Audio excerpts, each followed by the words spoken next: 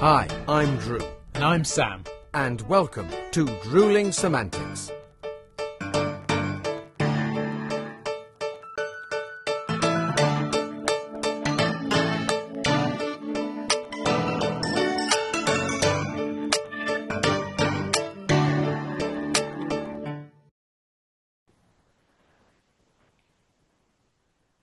I shall join you in having a slurp. Good morning, Mr. Pettis. How are we? Good morning, Mr. Dunning. Very well. How are you, dear boy?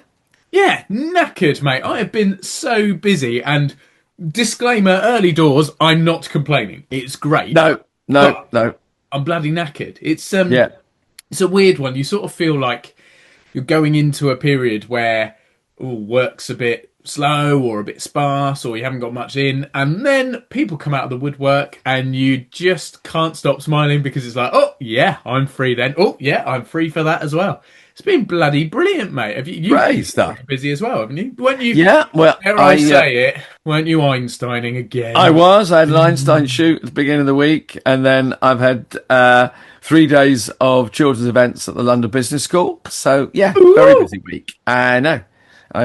Very so fancy. Good stuff. And I'm not really mentioning it because by the time this goes out, no, actually there won't have been another game. But I've been watching football, plenty of football, some very good football, and England. That's harsh. Some of the England players have been phenomenal. It's been nerve-wracking, I think, to say the least, mate. Yes. To say the least. But I still have faith, mate. I still believe. I'm not going to say the phrase that people say because I don't want to jinx anything. But, I mean, this goes out 5 p.m. Sunday, and then we're playing 1 a.m., aren't we? So it's this is a precursor to it happening. So I'm going to say, congratulations, England, for your win in 6 hours' time. No. 8 hours time. No, 8 hours you'll kick off. 10 hours. No. This goes out after. It's Saturday morning. It's early Saturday, isn't it? 1 o'clock in the morning on Saturday. I thought it was Sunday. 1 o'clock in the morning. Is it not? Oh. No. So it's either well done, lads, or commiserations. Really, when this goes out. Yeah. Either way, it's well done, England. Well, I mean, really well done, England, because it's better. Anyway, we've got sidetracked. Oh, sorry, but we should get back on track, really, because for goodness sake, look, the reason I'm reacting like that, ladies and gentlemen, boys and girls, people watching or listening to Drewling Samantics, is Drew has dropped a bit of a dad joke, bit of a pun there. Today, I thought it was more of a segue, actually, Sam. But I mean, could be described as a dad pun, I think. Today is a guest episode. We are welcoming a wonderful, wonderful person, and the word track is quite relevant. But I'm not going to explain why, actually. No. So let's all hop on board and meet our latest guest. And there he is, looking bright, breezy, and rather handsome, if I may say so. Wow. Oh, thank you, Sam. Thank you, mate. Not you fucking pillock. Mr. Paul Andrew Goldsmith is joining us on Drewling Samantics. Mate, it has been bloody forever. How are you? It's been a long time for both you guys. Long time, my friend. Been great catching up on the social media. Isn't that wonderful that we have that? If not, you never see anyone again. But yeah, no, it's so great to see you both. And I'm good. Yeah, I'm good. And thank you for your compliment there. I mean, I've got the vest on because it's very hot, and I thought I'd get some jibes about die-hard vest wearing, but it's okay with the shirt over the top, I think. Oh, if we would, mate. As if we would. I mean, we're well known for a cheap gag, but we'll find something else. We're bound to find something else, mate. Anyway, something. But yes, so we are joined by the lovely Paul Andrew Goldsmith, a previous colleague of both Drew and I, a fabulous actor, creative director, a writer, a man of many, many talents. But rather than me listing things and then not being able to explain them as well as you, Paul, why don't you tell all the Drewling Samantics listeners and watchers who you actually are and what you really do? Thank you. So I'm actually a milkman, and Yes. the guys were short of a guest today, and so I popped in. I'm an actor. I've been an actor now for 16 odd years as my sole life.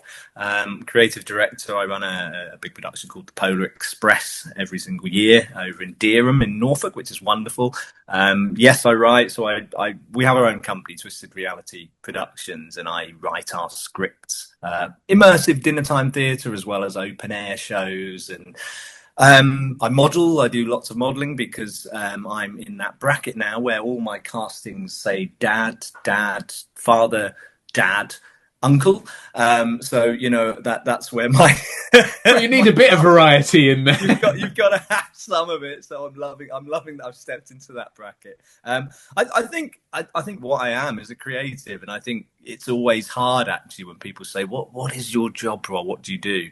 Because I have long believed that in this industry you've got to be a bit of everything.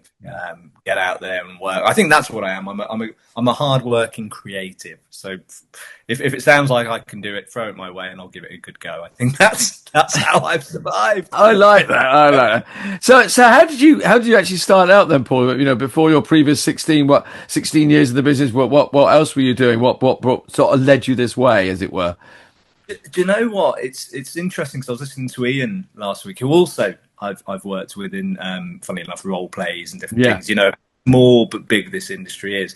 I had a similar path. So when I was at school, every single teacher believed that I was going to go off and be a professional actor. My dad wanted me to do whatever I wanted in life, but we were a working class family, so you kind of go on a different route. You know, acting's for the stars on the TV and whatever. And I kind of just went out into the world of work. I'm autistic, so I struggle with certain things, and I think I didn't like the idea of colleges and university. So it was like, right, school's finished. What am I going to do? So I did a variety of jobs that are great for a lot of people, but for me, sitting in offices and that regular 9 to 5 was always an issue. And it all started with literally I was working for a lettings agent. I was very good at lettings, by the way. Actually, I was good, but I was honest, and that was often a problem because in sales, it seems that you've got to sometimes be a bit more artistic than telling it how it is. And this guy came in with a poster for a play and asked if he could stick it in the window. And I just thought, what the hell? And I just said, oh, yeah, of course. How do you get into that? You know, how do you do this? And, oh, well, we've got auditions, come along. So I went along, and it was a local amateur thing. I was cast to be a guy walking across the stage at the back with a bottle of wine on a tray, and that was my role and a couple of words, and I was happy and excited. And then they bumped it up and made me the lead out of nowhere, and I went, I don't even know if I can do this. And I did, and it went really, really well.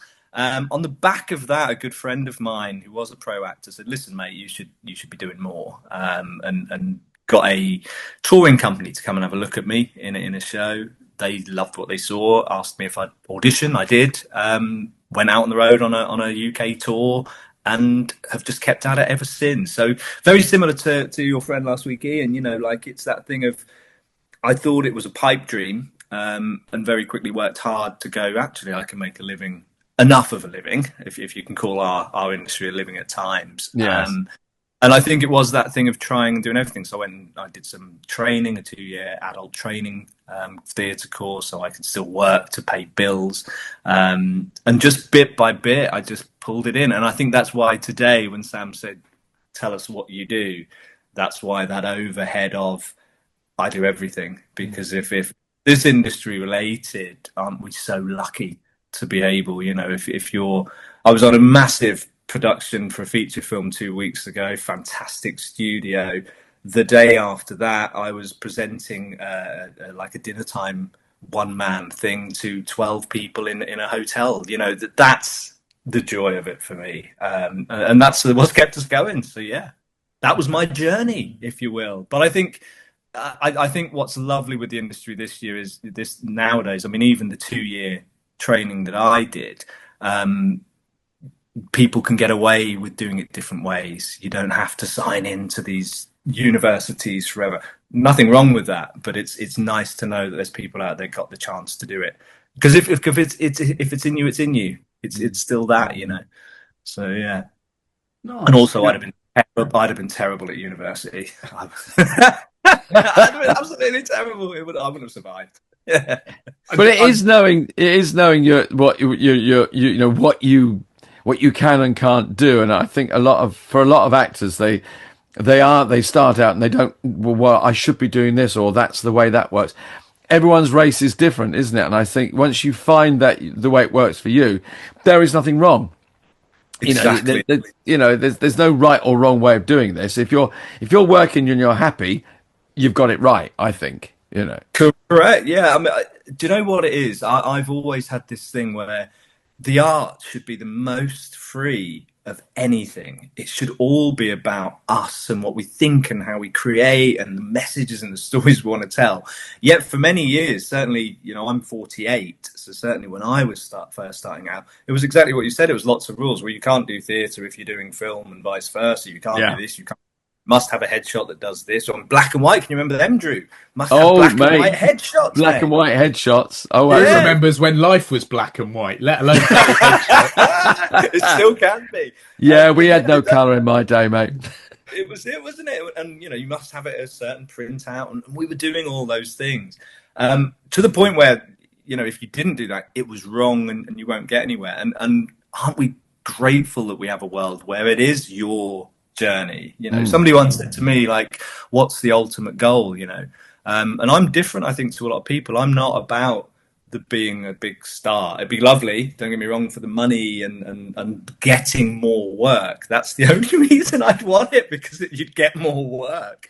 But the fame and the stardom and that people want is not what I deem as success for me. To me, I pay my rent every month, and I have a car, and I get to take my kids out, and I get to I pay tax from what I do, and I know that sounds ridiculous, but there's a level of self-pride with that. Do you know what I mean? Like, I do. Enough to sit down and go, here you go, Mr. Taxman, is my bloody money that I've worked hard for. But it's a bit of a pride thing. And that, for me, that if you're still able to be, what am I doing next week? I have no idea. Oh, this gig's coming in, that gig. That, to me, is the level of success that I'm happy with anyway. Keeps me relatively young, I think. Yeah. Well, you look good on it, mate.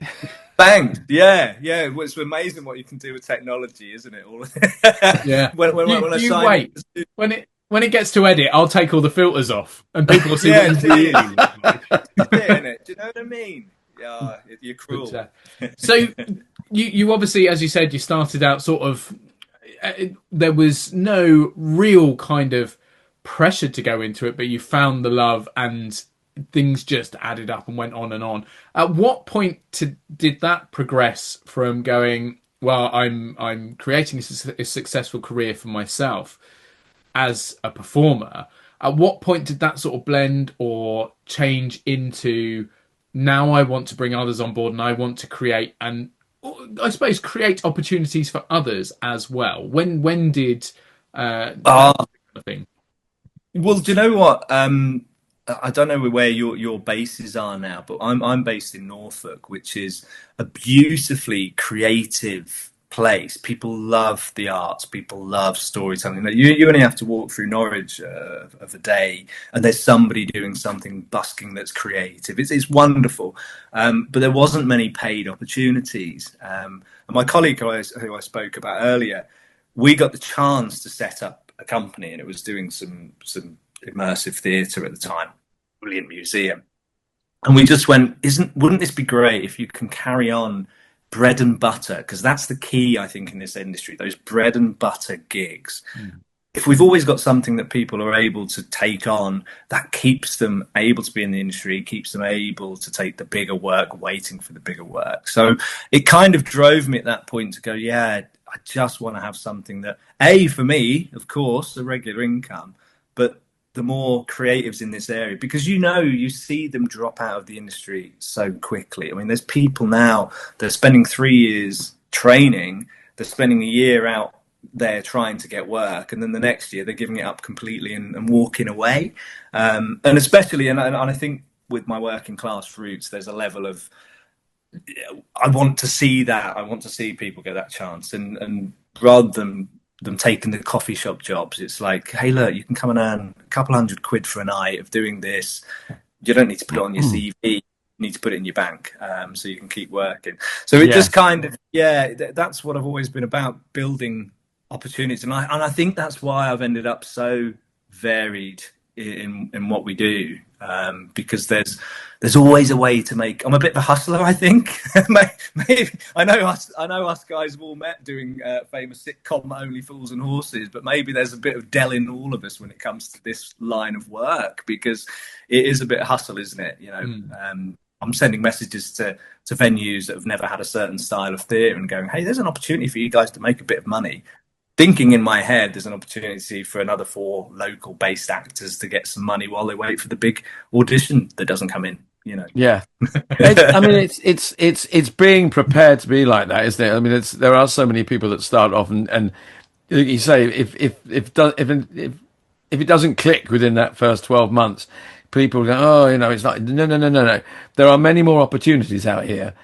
You can work. Okay, it might not be a stage show, might not be a bit of telly, it might not be that, but it's a bit of work that'll bring you income in that you'll learn from, because you can learn from anything, and to keep going. I mean, I along the way, I mean, I've done loads of jobs that weren't, acting jobs, but my mind was always saying to me, okay, you're earning a few quid, you don't want to be doing this, and to not want to do it, that's good, because as soon as you want to do that, then do that and don't be an actor. But I do, bar jobs, whatever jobs, and you think, I don't want to do this. This just brings me the income in to keep being an actor. And as soon as I can turn that money into an acting role, then that job hasn't been, it's been worthwhile. But I like you say, everyone has to be good at everything these days. Excuse me. But it's just actually keeping your eyes open. If a job opportunity comes along, a bit of role play or whatever, you don't have to do it. But if you've been offered it, it's validation that you're worth something. But also, it's chance to just learn something and earn something, which keeps you going, and it's that, isn't it? I mean, it's interesting you say that. I had a good friend of mine who's been in the industry for quite a while as well, and he'd got himself really down, because that's something that doesn't get spoken about a lot in our industry. The mental health, the because of this instant stardom and where you should be as an actor, and it's even simple things, isn't it? People in the public, oh, what have I seen you in? You hear that word and it knocks you. What should you have seen me in? And I always say, well, I don't know how much porn you watch, is my get out for that. You know what I mean? It's like, I don't know, was it? But this particular friend of mine, bless him, he'd got really caught on some of the other guys that he'd worked with us on a show, and they were off doing a lovely theatre venue tour, or they were doing something else, and he was comparing, he was looking at it going, oh, I'm a failure, what's the point, why am I doing this? And I stopped him and I went, you've just got a mortgage, mate. And he went, yeah. And I went, you've got a mortgage in this industry. You've been able to do that. You've got work every single week of this year. You know what you've got coming in December. You're earning from what you set out to do. And how great is it that you can do that? Lo and behold, the following year, he's gone off. He did a lovely, massive theatre tour, open air theatre around the UK. He's actually now become involved with running that company. He's now running his own theatre company. Look how quickly it changes. But it was that, do you know what I mean? That instant feeling of comparing to, well, I'm only successful from an actor if I'm doing what they're doing. Whereas, mate, they finish that tour, they don't know if they've got another gig. You've got something coming in. And the other thing I like there, Drew, and that's how I've lived, is learning. You said you learn from everything you do. Yeah. And that's kind of what I've done. I've taken the superhero party gig when you turn up and there's a load of kids screaming, but like you say, it's money in the pocket. But while you're doing it, you're going, but this could be a lot better. You know, there's a different way. And maybe if I wrote a little something that made it more, you know, there's an opportunity for me and other actors to earn some money. So it is, I think that's where maybe it's an autistic thing. I'm against myself being in formal education, but I love to learn from life around me. So every time I'm on a film set or in a theatre show, I'm asking questions and trying to learn, like, you know, what does that thing do? What does that? What are we doing this for? Help? Yeah, do you know what I mean? But in terms of technique, I think that's where your best training comes from. Watch other people, see what they do. Don't steal and nick their ideas. Enhance them. Yeah, it's all about growth, isn't it? And progression, and as you say, learning. You learn as you go, and then you take those skills or those bits of information that you've learned, and you either turn them into something new or you adapt them. You build upon them, and I think it's. We often talk about collaboration, and that in a lot of ways tends to just mean working for free, but actually it can be sharing ideas. It can be growing experiences with other people, which is one of the best things about this industry, I believe, as well. But so we know you're an enormously busy man, Paul, and right now there must be a bit of a weird thing going on, because for anyone who's in anyone who's in the UK will know, it's bloody hot, like seriously hot. We're on like heat wave number 3 currently. And the reason I say it must be a bit odd is because you are currently trying to deal with snow, and that's probably a very sort of weird way of going about it, but it's quite true, isn't it? Do you want to sort of elaborate on this very poor segue link that I'm going for? I liked it, mate. It was a journey, and funnily enough, yes.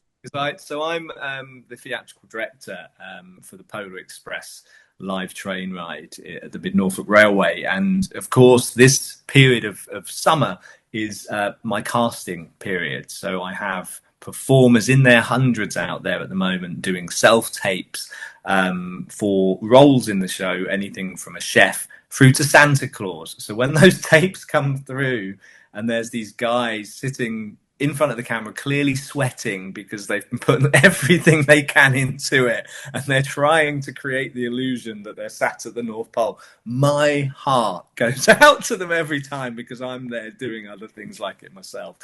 So it does become a very weird time of year. Everyone else is listening to Beach FM and the Ibiza vibes, and I'm listening to Mariah Carey singing a Christmas song that we all know and love over and over and over again, because these guys, it's you know, the show is, there's acting, there's singing, there's dancing, so they've got a full triple threat self-tape to send, and it's listening to Christmas songs while I'm sat in my vest with the windows as wide open and the aircon coming through as much as I can.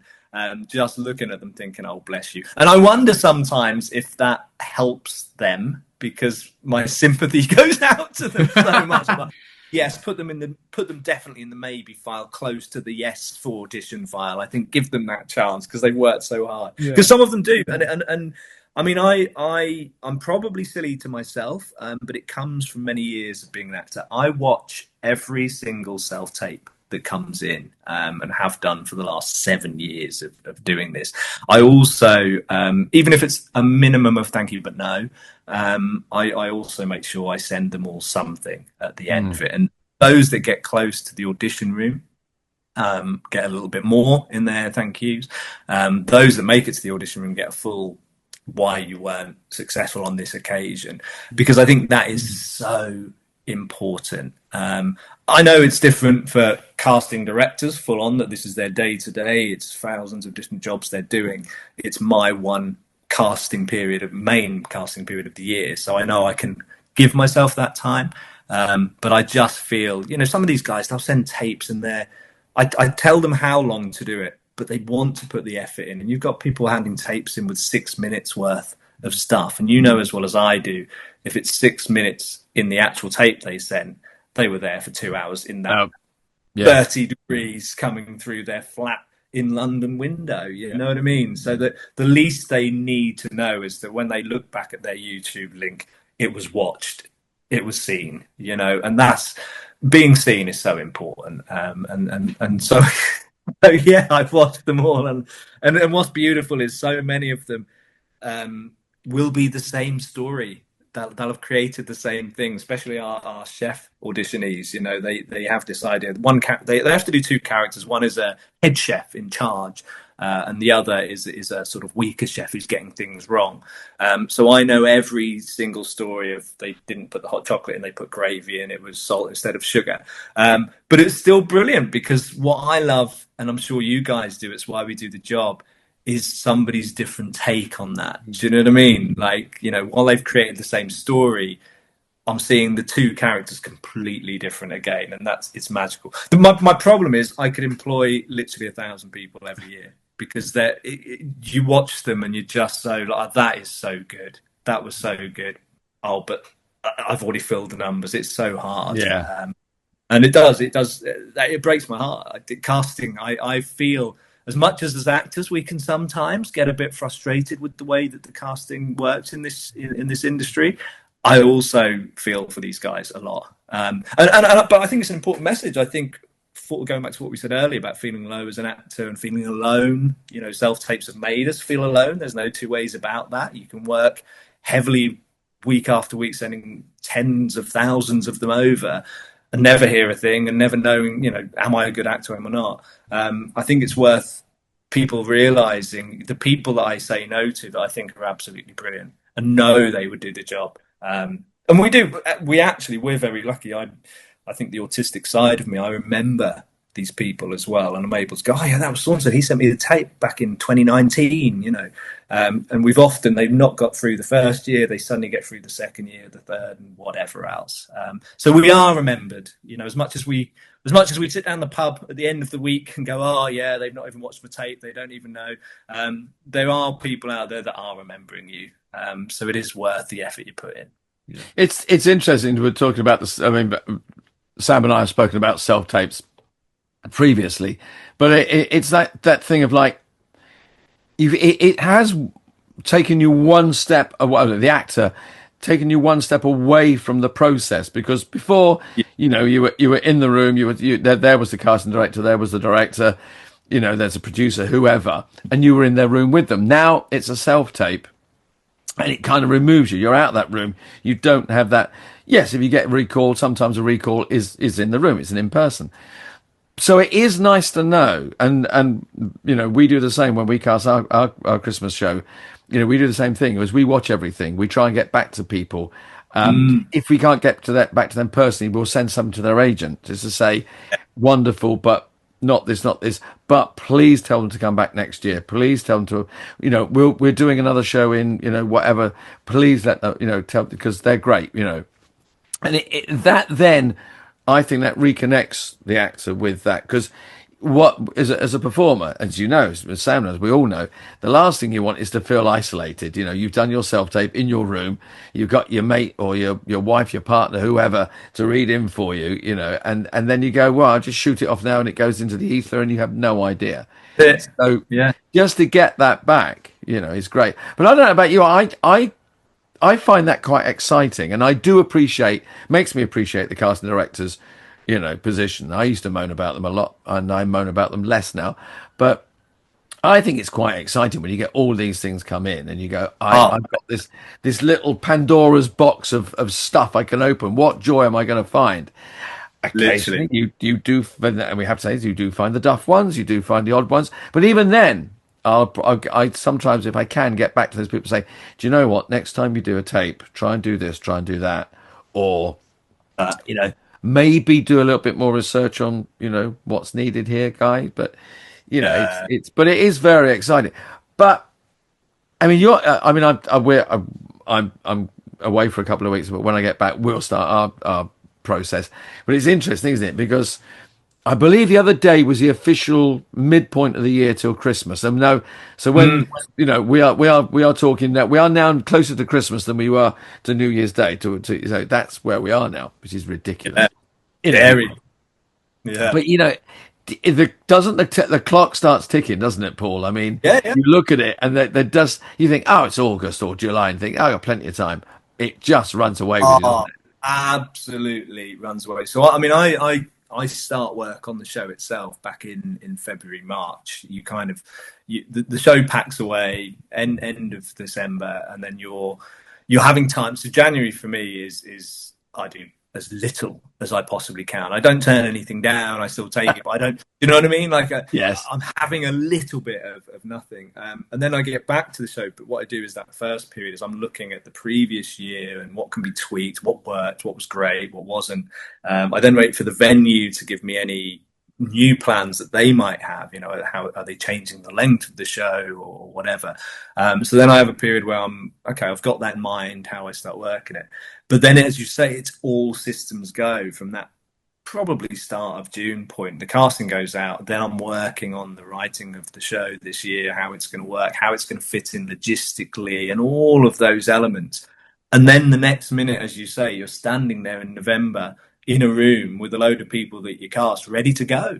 Yeah. And I try. I don't know about you, but I try every year. Like, how am I going to avoid missing summer?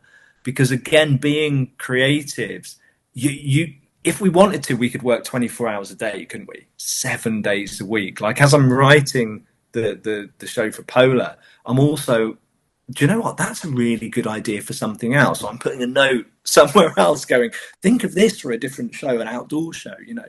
And we have to try to find the break from that, because if not, it is literally summer is just sat in front of a laptop. Yeah, well, I'll come outside and be in the garden or go to the beach soon, but I must just write this final moment up, and I must just create this, or I must watch that other self-tape. And I'm terrible at it. I am absolutely, my discipline for myself is terrible. You know, I do that thing. I don't know if you guys have done it, where you go, right, I won't look at emails after 5 o'clock.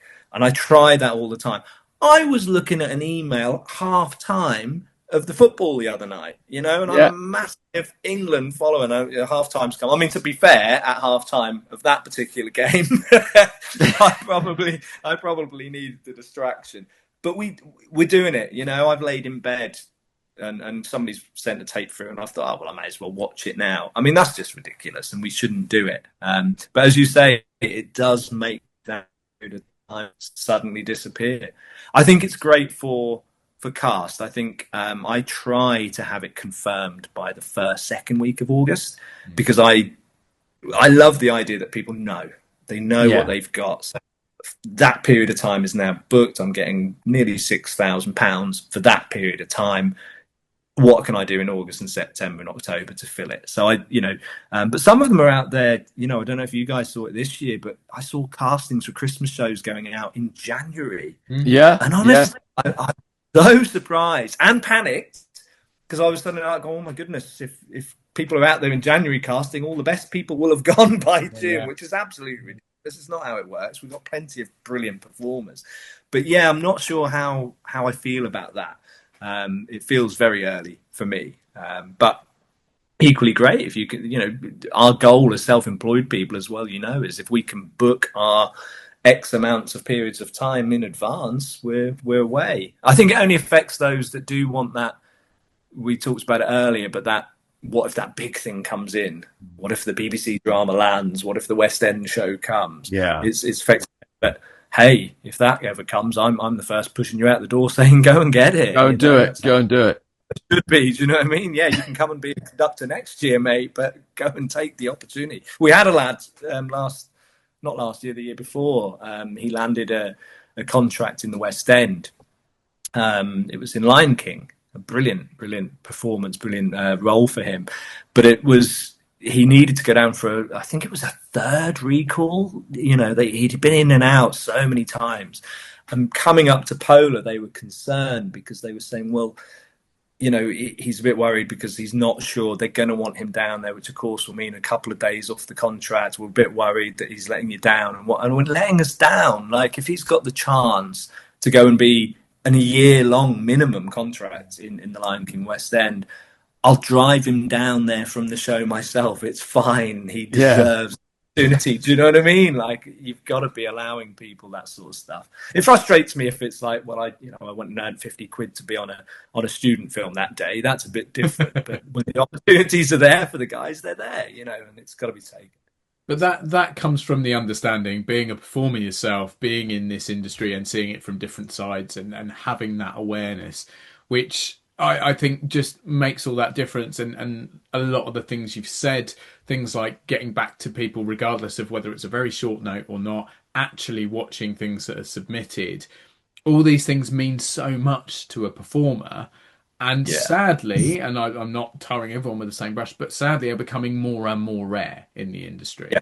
I mean, for example, last Wednesday I did 9 self-tapes, recorded, filmed, edited, submitted, and I've not heard anything from any of them. Now, that could be because they've got a lot to go through and it will take some time. But I would comfortably put money on the fact that if I hear back from one, I'm doing well, even if it's a no.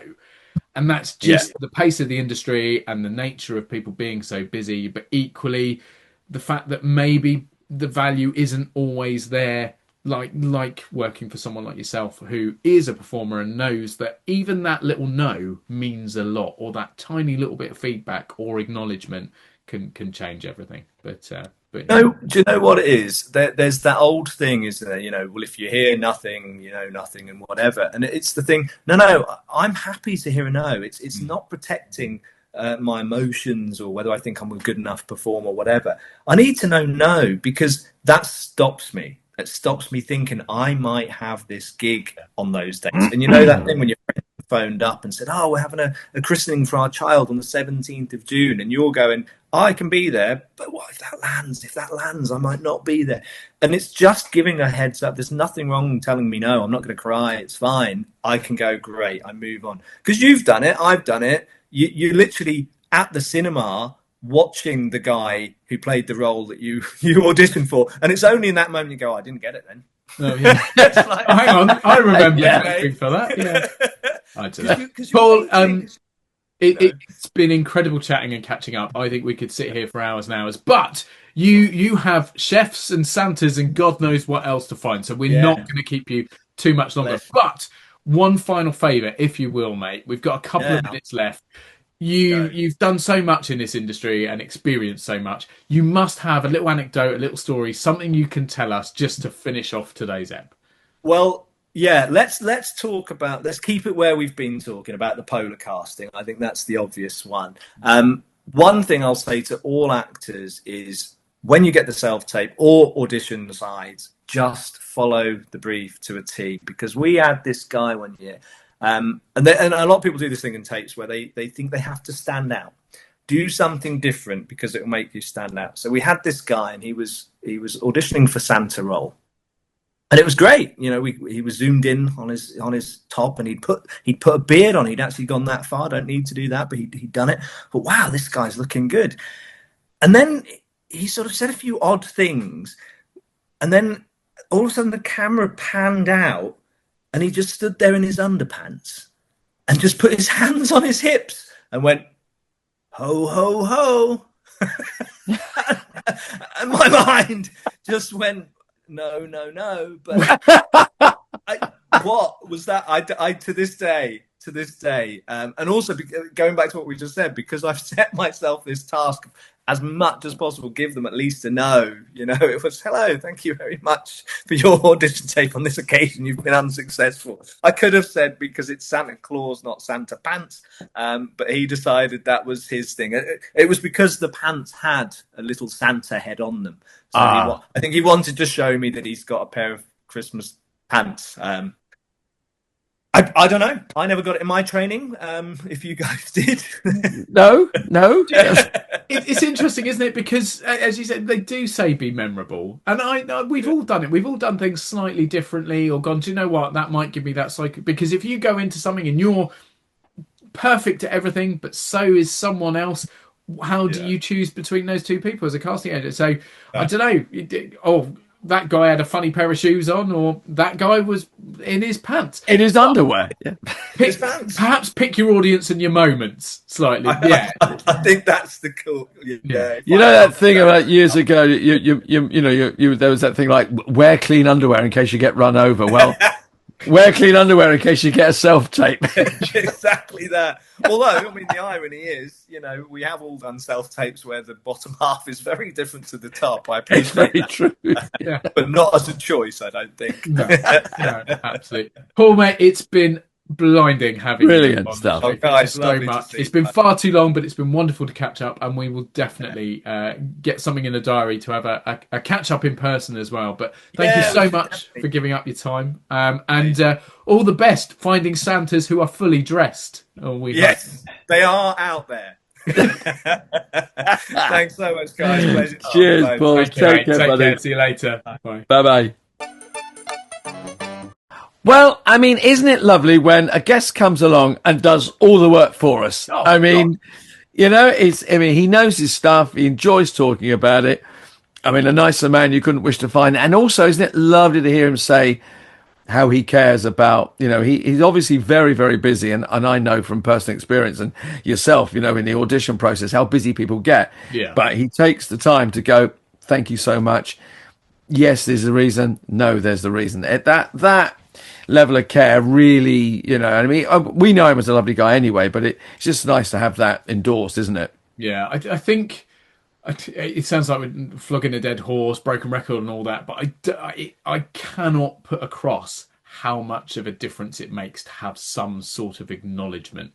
And it wasn't what we were looking for.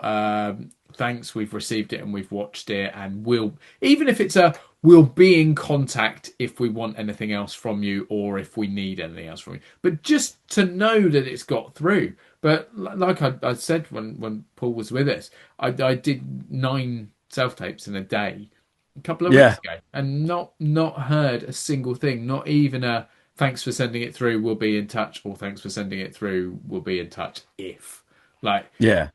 It's just hard. It's really hard. And yes, being an actor has given him that sort of sight of things, but there's no requirement for it. As we say, it very rarely happens. So to be able to give that time to it, really, really valuable. Just a genuinely lovely bloke, very talented, great fun to work with.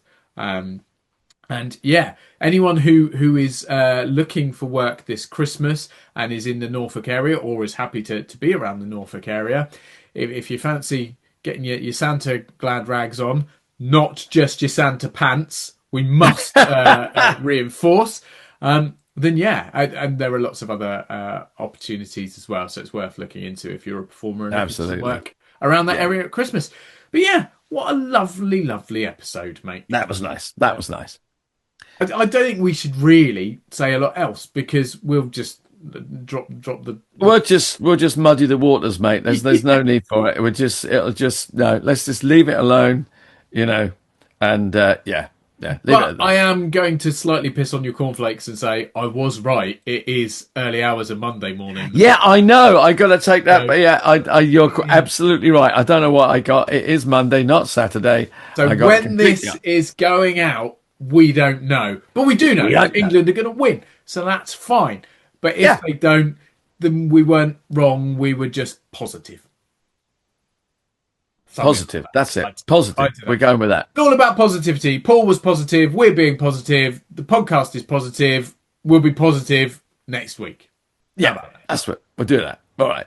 Until then, mate. Have a Till then, ladies and gents, boys and girls, everyone. Thank you for tuning in. We'll see you next Sunday. See you soon. Later. Bye.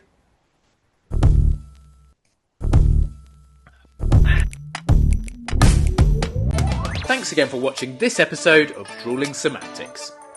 Please make sure you subscribe to our channel and turn on notifications so you never miss a new video. Don't forget, we're also available as audio only. Just search Drewling Samantics in any good podcast app. And please support us on social media. All our links and handles are on screen now. We love welcoming new followers and subscribers, so why not share with your family and friends so they can join in too? Thanks very much. See you next time.